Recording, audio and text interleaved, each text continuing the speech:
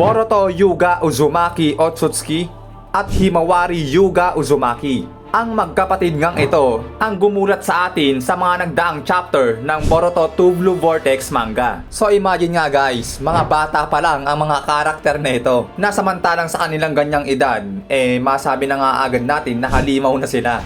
Ngayon mga sir, ating alamin at talakayin ang mga tinataglay na abilidad at tataglaying abilidad sa hinaharap ng dalawang karakter na ito. Power, ability, superhuman strength, at iba pa. Ano-ano nga bang mga abilidad at lakas ang meron sila ngayon at magiging abilidad at lakas nila sa hinaharap? Oo guys, nasa time skip na tayo. 2 Blue Vortex na nga, diba? Pero yung mga babanggitin kasi natin dito is yung mga maaaring maging max ability na nila sa hinaharap talaga. So umpisa natin mga parikoy sa main character na si Boruto. So base nga din sa mga napanood natin sa Boruto, kung papansinin mga parikoy, si Boruto ay walang dojutsu. So yung dojutsu guys, yung tinatawag natin na Byakugan, Sharingan, at Rinnegan. Pero sa mga ilang nagdaan, dito nga ini-reveal ng author na itong si Boruto ay nagtataglay pala ng panibagong dojutsu na tinatawag natin na Jogan. So guys, ganito hindi naman sa bagong dojutsu ang Jogan. Tama naman na matagal lang umiiral ang Jogan, pero to the point kasi na sinabi natin bagong dojutsu ang Jogan sa rason na bago sa atin ito dahil nga galing tayo sa Naruto at Naruto Shippuden. So doon sa Naruto at Naruto Shippuden, ang nakita lang kasi natin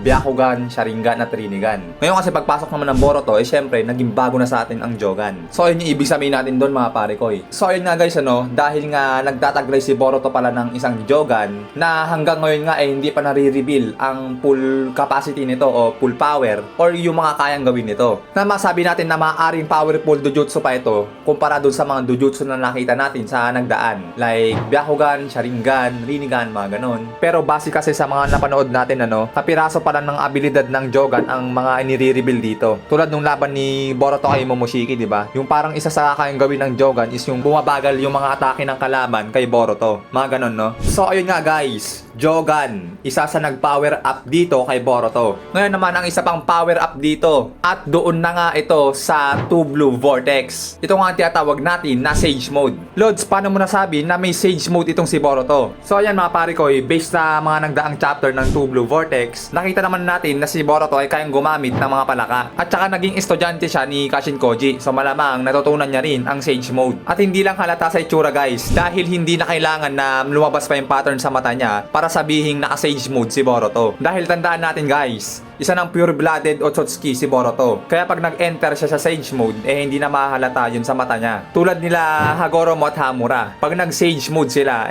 wala namang pattern sa mata nila, diba? So kung matatandaan nyo din, ang nagturo ng Sage Mode kay Hagoromo ay si Gamamaru. So nung matutunan nilang gamitin ng Sage Mode, wala namang mga pattern sa mata nila na makita tayo, unlike kali Naruto at Jiraiya. So tulad lang din kali Hagoromo at Hamura, itong si Boruto, pag nag-Sage Mode, matik na wala na ring pattern sa mata. Kaya guys, marunong din ng Sage Mode si Boruto ngayon dito sa timeskip o 2 Blue Vortex, lalo't sa nakita natin na kaya niyang gumamit ng panaka at siya ay estudyante rin ni Kashin Koji na marunong din ng Sage Mode. Alam naman natin guys na ang kayang gawin din ng Sage Mode i-enhance yung mga pangkaraniwang ability ng isang ninja. Kumbaga nakakatulong din ito para i-power up o i-boost yung jutsu ng isang ninja, di ba? At base nga rin sa nakita natin guys, Master Jiraiya at Naruto, ginamit yan laban kay Pain. So malaking tulong nga yan para ma-enhance ang ability ng isang ninja at magawa nito makapagsabayan sa mga malalakas din na kalaban. At yan nga ang Senin Mode o Sage Mode mga parikoy. At ang isa pang power up dito kay Boruto mga pare, based din sa 2 Blue Vortex. At nakita na nga rin natin ito sa Naruto at Naruto Shippuden. Ito nga ay ang ginamit ng ikalawa at ikaapat ng Hokage na Hirai Shinjutsu o Flying Thunder God Technique. So itong bagay na to mga parikoy, isa rin sa gumulantang sa atin sa mga Naruto fans at Boruto fans. Dahil nga bigla nga rin nilabas ng author na itong si Boruto ay nakakagamit din pala ng Hirai Shinjutsu. Na ito nga ang Hirai Shinjutsu, based naman sa nakita natin guys, magagawa mo dito na makapag-teleport sa kung saan saan bagay o lugar na gamit nga ang mark ng Hirai Shin. Ngayon nung makita natin at i-reveal ng author na itong si Boruto ay gumagamit pala ng Hirai Shin, napakaangas nga at yumanig na naman ang buong Naruto fans at Boruto fans. Ngayon ang isa pang abilidad dito, based nga din sa 2 Blue Vortex, Vortex, isa rin sa nagpagulat sa ating mga fans ng Naruto at Boruto. Ito ang tinatawag natin na Uzuhiko Rasengan. Ito yung panibagong Rasengan ni Boruto na napakaduga. Itong Uzuhiko Rasengan kasi mga pare ko yun, no? Based ka sa mga nakarang chapter ng Two Blue Vortex, itong Uzuhiko Rasengan napakaduga. Bali pag tinamaan ka nito, unti-unti kang ang dudurugin nito guys. Kasi itong technique na ito, si Boruto lang din ang may kakayahang kumontrol. Kumbaga pag tinamaan ka, siya ang pwedeng mag-activate nito at siya lang din ang pwedeng mag-deactivate. Na itong Uzuhiko Rasengan mahihalin tulad nga sa isang planeta o mundo. Na yung planeta nga guys alam naman natin na hindi ito tumitigil sa pag-ikot. So itong Uzuhiko Rasengan ni Boruto parang ganon. Pag tinamaan ka, yung pag-ikot ng Rasengan na yun sa loob ng katawan mo hindi yung titigil. Nakita naman natin mga pare nung gamitan ni Boruto ng Uzuhiko Rasengan itong si Code, halos namimilipit na nga sa sakit si Code, di ba? Busit na nga si Code kay Boruto kasi di niya alam kung anong ginawa sa kanya ni Boruto. So ayun nga yung mga binanggit natin guys na napakadugang mga abilidad ni Boruto. May Jogan, may Sage Mode, Hirai Shinjutsu, at ang Uzuhiko Rasengan. So ayan nga yung mga current ability o mga kayang gawin ni Boruto ngayon, di ba? Ngayon, dito naman tayo kay Himawari Uzumaki na kanyang kapatid. So kung si Boruto maduga na nga, dito naman kay Himawari masabi ko guys, na magiging maduga din to. So ngayon tignan din natin yung kanyang current abilities. So kung ikukumpara natin si Himawari kay Boruto, no, wala din siyang Sage Mode at wala rin siyang Teleportation Jutsu. Pero ang meron kay Himawari ay itong Byakugan na wala naman sa kapatid niya na si Boruto dahil nga may Jogan na ito. So isang bagay nga din yan na nag-power up dito kay Himawari mga pare koy, Byakugan. Nakita din naman natin nung nag-activate yung Byakugan ni Himawari nagawa nga na itong makapag-activate o makagamit ng Gentle Fist na siya nga dapat ipangkakana niya kay Boruto, ngunit ang tinamaan dito ay itong si Naruto at Kurama. So imagine guys, batang Himawari nag-activate ang Byakugan sa murang edad. So diyan ngayon nagtaka pa sila Naruto, 'di ba? Kasama yung tatay ni Hinata. Nagtataka sila bakit daw o papaano daw na-awake ni Himawari yung kanyang Byakugan sa ganung edad. Na masabi na nga natin na napakaangas at delikado na nga. Kasi isipin nyo naman mga pare koy, si Neji ang tinaguri ang batang Hyuga na pinakamagaling na Byakugan at Gentle Fist user. Na mukhang ito nga ay mabibreak ni Himawari. Dahil imagine that 3 years old lang si Himawari nung ma-awake niya ang kanyang Byakugan. Which is breaking record nga mga pare koy. Dahil nga si Himawari ang pinakabatang Hyuga na nakapag-awake ng Byakugan. So isa nga rin yan sa mga power up ni Himawari mga pare koy. Ang maagang pag-awake ng Byakugan. At ang delikadong Gentle Fist din nito. And syempre mga pare koy, based nga sa nakaraang video na ginawa din natin about sa Two Blue Vortex manga chapter 9, dun nga nakumpirma natin na itong si Himawari ay nagtataglay ng isang tail beast. At ito nga ay si Kurama. So itong bagay din mga pare ko yun, no? Isa din sa nagpayanig ng mundo ng mga Naruto fans at Boruto fans. Dahil sa isang bagay na rin na nawala na nga si Kurama dati gamit ang Byron mode, doon nga gumulantang ang buong Naruto fans at Boruto fans dahil nga sa pagkawala ni Kurama. So marami nga nalungkot doon mga pare ko yun, no? Halos lahat naman tayo nalungkot sa pagkawala ni Kurama. Pero siguro due to public demand at marami siguro talaga nagre-request, no, na ibalik si Kurama. So napagdesisyonan ng author na ibalik ito sa Boruto time skip, which is Two Blue Vortex. At ngayon mga pare ko, isa itong Kurama o mini Kurama na masabi nating magiging power up na naman ni Himawari. Ngayon dahil na sa kanya si Kurama, masabi natin na mas magpa-power up pa to lalo. Isipin nyo guys, ano bang meron kay Kurama kapag tinaglay mo ito? Pag tropa kayo neto, malamang ang mangyayari, syempre,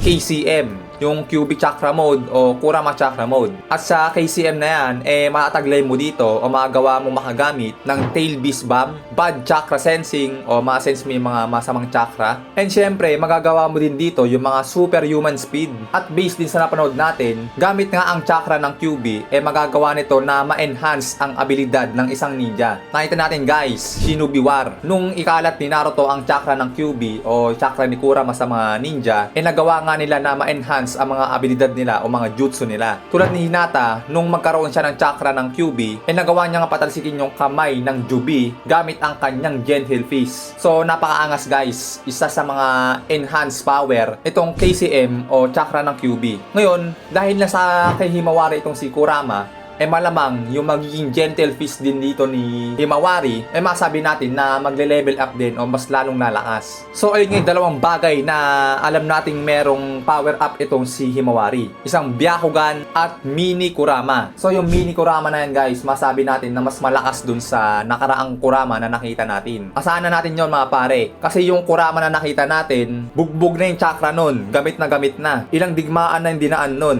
Isipin nyo, kali Madara. Gamit na yung chakra niya. Ngayon pagdating naman kay Naruto, gamit na gamit din. Shinobi War, ginamit yung chakra ni Kurama, di ba? Pinakalat sa mga shinobi. Bugbog sarado na yung chakra. Ngayon pagdating pa sa Boruto, gumamit pa ito ng Baryon mode. Talagang full boost yung chakra ni Kurama doon. Kaya ang nangyari nung pagbalik ni Kurama ngayon, malamang pure chakra na yan guys. Kumbaga walang bawas. Walang bawas yung chakra niyan. Talagang buong buo. Kaya ngayon, dahil nga nakahimawari siya, malamang masabi natin na mas malakas na power up pa ang magkakaroon dito kay Himawari compare sa nakita natin sa kanyang tatay na si Naruto. So yun yung kay Himawari mga pare ko yun, no? Byakugan at Mini Kurama. Lods, bakit ganon? 2 piraso lang kay Himawari. Guys, eto na. So, di ba binanggit natin ngayon yung current abilities nila Boruto at Himawari. Ngayon, banggitin naman natin yung mga posible o maaaring maging abilidad naman nila sa hinaharap o yung mga maaaring maging power up nila sa hinaharap. Kung maaaring may matagdag pa na mga abilidad sa kanila sa hinaharap. Dahil isipin natin guys, mga bata pa lang sila ngayon. So, banggitin natin ngayon kung ano yung mga maaaring power up na yon. Umpisahan natin kay Boruto mga pare. So, dahil nga meron siyang Sage Mode, Hiraishin, at Usuhiko Rasengan, pagdating sa hinaharap o future, masabi ko na yung kanyang Jogan, kapag na-master niya na kung paano gamitin to, malamang guys, maglalabas ito ng panibagong mga abilidad. So basically, yung mga nakita natin kayang gawin ng Byakugan, Sharingan at Rinnegan, malamang mapare, ibang-iba na to sa mapapakita o i-reveal sa Jogan. Kumbaga masabi ko, itong Jogan, magiging gamit ni Boruto para labanan ang Otsutsuki God. At bukod dyan, marahil sa future, magkaroon din ng pangmalakasang summon itong si Boruto. Kumbaga parang isang summon beast na never pa natin nakita sa kasaysayan ng Naruto Shippuden at Boruto. Isang halimaw na pwedeng isamon ni Boruto na makakatulong niya sa mga bakbakan na magaganap sa hinaharap. Kasi think about it guys, tapos na yung contract ni Boruto sa ahas na si Garaga. So di niya na magagamit yun sa mga bakbakan o pakikipaglaban. At wala din siyang malaking palaka na sinasamon tulad nila Naruto o Master Jiraiya. Dahil nga hindi pwede yung malaking palaka guys. Kasi ginagamit nila yung mga palaka ngayon, lalo na yung mga maliliit, para sa mga investigasyon o pagpasok ng lihim sa mga lugar. Na yung ngayon ginagawa nila Kashin Koji at Boruto ngayon, di ba? So pagdating sa ahas at palaka ay mukhang hindi magagamit ni Boruto ito sa mga bakbakan. Lalo't god level yung mga kalaban guys. Hindi ito tulad lang sa 4th grade Shinobi War na ang ginamit nga nila Naruto na summon sa laban itong sila Gamakichi. So kung ang magiging summon din ni Boruto katulad na itong mga palaka o ahas, I think hindi yan makakasabay o makakapalag sa mga god level na kalaban sa Boruto. Kaya I guess sa future magkakaroon ng summon beast itong si Boruto na magamit niya o makakatulong niya sa pakikipaglaban sa mga god level na Otsutsuki. At isang bagay pa dito mga pare ko dahil nga ang Jogan mas mataas sa Sharingan o Mangekyou Sharingan at ang Mangekyou Sharingan alam natin nakapaglabas ito o kaya nitong maglabas ng Susanoo, I think guys maaaring sa future maglabas si Boruto ng isa pang abilidad na mas malakas pa sa Susanoo na maaaring palabasin ni Boruto gamit ang kanyang Jogan. At ang isa pang power up na pwedeng mataglay dito ni Boruto sa hinaharap ay ang full control niya sa kanyang Karma Seal. Pero based dun sa episode 1 ng Boruto, diba? Yung time skip dun, pinakita na medyo kontrolado naman na ni Boruto yung kanyang Karma Seal. Pero di pa rin natin masabi na master niya na nga yung pag-control sa Karma Seal niya dyan. Dahil based nga din sa time skip to Blue Vortex manga, pinakita dun guys sa chapter 9, diba? Na hindi pa kayang kontrolin ni Boruto yung kanyang karma. Na ayun nga din mukhang napansin ni Kawaki na isa sa mga naging kahinaan nito ni Boruto. Ngayon malamang sa ilang mga panahon o sa mga future, malamang masabi na rin natin na magkakaroon na ng full control si Boruto sa kanyang karma. So ayun ngayon naisip ko na maaring mataglay ni Boruto sa hinaharap na mga panibagong abilidad at mga power up nito. Ngayon dito naman kay Himawari mga pare ko. So ngayon nga nakita natin na may Byakugan siya at siya ay may Mini Kurama. Ngayon pagdating sa future, ang maaaring maging power up ni Himawari ay itong magkakaroon niya ng Tenseigan or pure Byakugan. Lods, ano ba yung Tenseigan na yan? Tenseigan, ito yung ginamit ni Tony Reed dun sa buwan, di ba? So itong Tenseigan, ang mga kayang gawin nito guys, syempre, Tenseigan mode. Kumbaga kay Kurama, no, may makuha ka na Kurama Chakra mode. Dito naman sa Tenseigan, magkakaroon ka ng Tenseigan mode o yung ganyang kulay ng chakra sa paligid ng katawan. Then magkakaroon ka rin dito ng superhuman speed, mga superhuman strength, at magkakaroon ka din dito ng tinatawag natin na truth-seeking orb o ito yung mga bilog-bilog na itim sa paligid ng user. So isa nga rin itong truth-seeking orb sa masabi natin maduga, no? Dahil based nga sa nakita natin, itong truth-seeking orb ay isa sa mga sandatang ginamit nila Hagoromo at Hamura, at nakita rin din natin itong ginamit nila Jubito at Jubidara. So napakaduga nga nitong truth-seeking orb, at saka napakahirap din itong wasakin, no? Para makontra mo to ay kinakailangan mo ng napakalakas na Senpo Chakra or napakalakas na Taijutsu. So yung mga pare ko, yun ang naisip ko na maaaring taglayin ni Himawari sa hinaharap. Dahil nga kay Boruto, may Jogan na siya. So it means to say, malabo na siya na magkaroon ng Tenseigan. Tsaka wala rin namang Byakugan si Boruto. Dahil ang Byakugan ay lumitaw nga kay Himawari. So possible ang mangyari kay Himawari sa hinaharap. Possible na magkaroon siya ng Tenseigan. Kumbaga maghahalo, no? Tenseigan mode tsaka Kurama Chakra mode. So nung magiging kulay nun. Then ang isa pang bagay o dapat nating asahan na power up kay Himawari sa hinaharap, syempre dahil isa siyang Yuga, sana natin guys na magkakaroon siya dito ng mga pangmalakasang gentle fist. Isang halimbawa dyan na nakita natin sa nanay niya si Hinata na tinatawag natin na Twin Lion Fist. So kung itong Twin Lion Fist guys, pag kinumbine ni Himawari dyan yung kanyang Kurama Chakra mode plus Tenseigan mode, barag ang tatamaan dito sigurado. Pag ikaw tinamaan itong Twin Lion Fist ni Himawari na naka KCM at Tenseigan mode, tiyak na tanggal yung balon-balunan mo pare koy. So ayun nga mga sir, yung mga naisip ko na maaari maging power up nila Boruto at Himawari sa hinaharap. Take note mga pare koy, pinaka time skip na ang tinutukoy natin dito. Kasi base now, nakita naman natin, hindi pa kayang kontrolin ni Boruto yung kanyang Karma Seal. So it means to say na marami pa tayong dapat abangan at marami pa rin hindi nire-reveal ang author patungkol sa magiging ability pa ng dalawang magkapatid na to. Dahil take note guys, sa Two Blue Vortex, 16-year-old pa lang si Boruto at 13-year-old pa lang si Himawari. Kaya marami pang marireveal na mga ability at mga power up ang makita natin sa mas hinaharap. Then yung mga nabanggit naman natin guys, kung wala man dun sa mga magiging power up nila Boruto at Himawari sa hinaharap, kung mali man yung mga bagay na yon, pa-comment na lang dyan sa comment section natin para malaman ko kung ano nga ba dapat yung maging power up itong dalawang magkapatid na to sa hinaharap. Hanggang dyan na muna tayo mga pare ko. Maraming salamat sa inyong panonood. See you in the next video. Bye-bye!